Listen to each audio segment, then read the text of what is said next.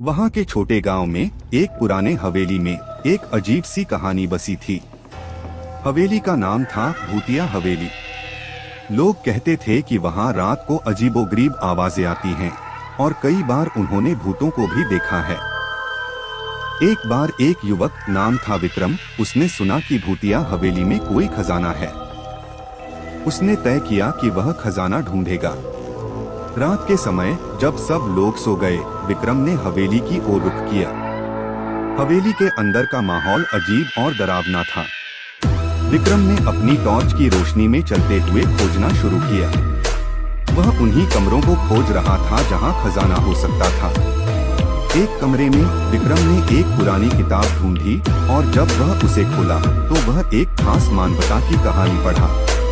कहानी में एक लड़की का उल्लेख था जो अपने गांव के लोगों की मदद के लिए भविष्यवाणी करती थी। धीरे धीरे विक्रम को यह महसूस हुआ कि शायद यह गांव की लड़की की आत्मा उसके साथ है। उसके दिल में दर्द का एहसास हुआ और उसने तत्काल हवेली छोड़ दी। वह जानता था कि वह गलत काम कर रहा था और भूतों के साथ खेलने की कोई खोज नहीं कर सकता। विक्रम ने अपनी गलती समझी और वह उस लड़की के गांव के लिए वापस गया। वहां पहुंचकर उसने लोगों की मदद करने का निर्णय लिया और उनके लिए एक सच्चे नेता बना। उसने कई समस्याओं को हल किया और गांव को सुखी और खुशहाल बनाया।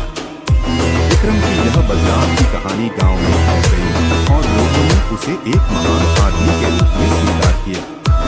उसके द्वारा ली गई यह पहल उसकी वीरता को प्रस्तुत करती थी कि वह किसी भी बुराई के लिए खड़ा हो सकता था और सही का समर्थन कर सकता था।